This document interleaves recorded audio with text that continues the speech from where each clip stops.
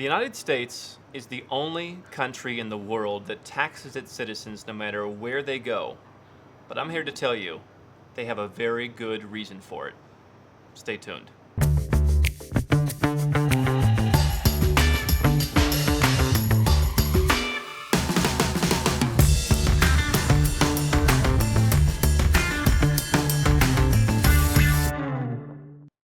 I'm Andrew Henderson, and in my years of experience as the Nomad capitalist, working with folks from all over the world, and particularly U.S. citizens, and as being a former U.S. citizen myself, I want to talk about where the United States is distinctive, where they're number one. You hear a lot of folks in the United States say, we're number one, we're the best.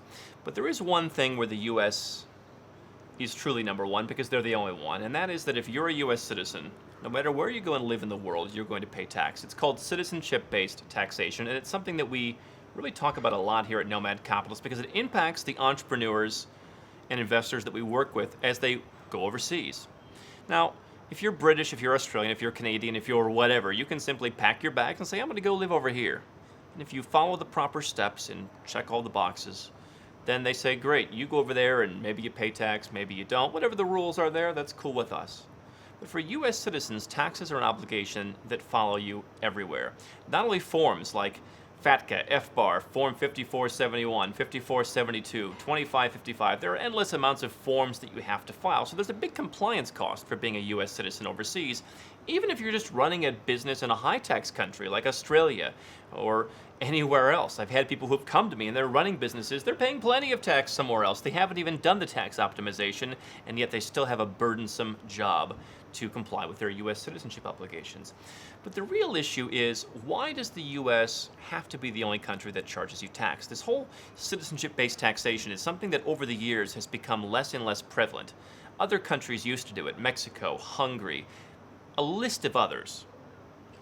All of them have eliminated it, except for one African country, Eritrea, which is known as the North Korea of Africa. And in fact, the United Nations, Canada, and others have denounced the practice of them charging their expatriates 2% of their income, which is even very hard for them to collect that. I've met so many taxi drivers in San Diego who are from Eritrea, they haven't even heard of the practice, and yet they're still traveling around on their Eritrean passports. So effectively, the United States is the only country that has this practice. And it all started back in the Civil War, but why does it still exist now after so many other countries stopped it? They'll tell you it's because they provide lots of great consular services to their expats abroad. Now, I can tell you, having been to all these countries that I go to and meeting people from around the world, you meet people from the UK, they go to the British Embassy once a month, they have high tea, they're welcome, please come on in, we want to support you, you are one of us. They're welcome. On the other hand, when people that I know from the United States need help with getting their passport replaced when it was lost or stolen overseas, or they need medical care, or they were the victim of a crime, they really don't get that much support.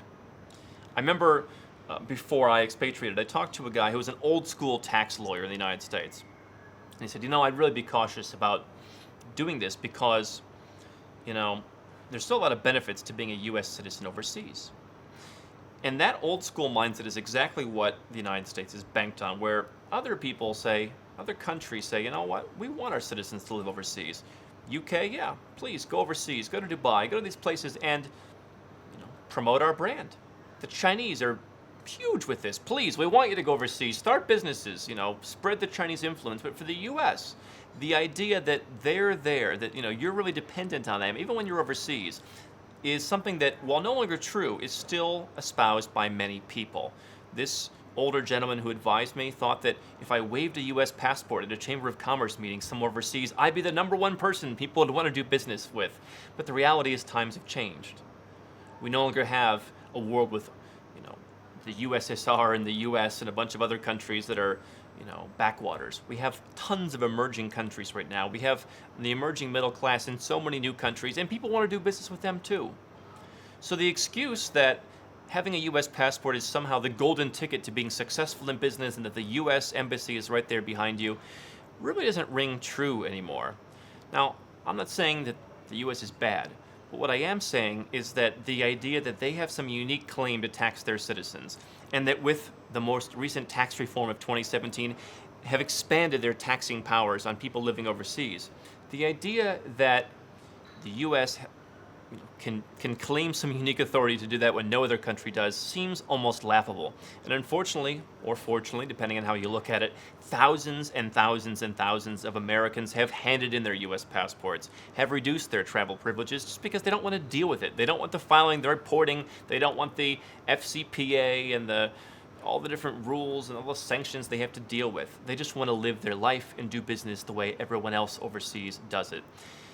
The bottom line is, if you're looking to live the nomad capitalist lifestyle, having a second passport is a very important thing for a U.S. citizen, because at least then you have an option.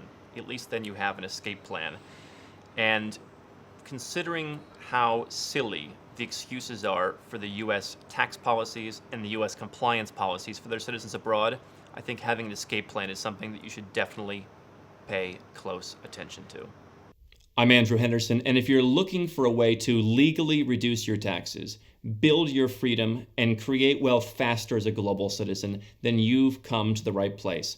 I want you to do 3 things right now. Number 1, click the button to subscribe to our channel. Make sure to get notifications so you never miss a new video. Number 2, get a copy of our #1 best-selling book, Nomad Capitalist, on Amazon, and learn all of the dozens of benefits of our lifestyle. And number 3, if you're already a 6 or 7-figure entrepreneur and you want to put these strategies in place, go to nomadcapitalist.com and find out how to get some help.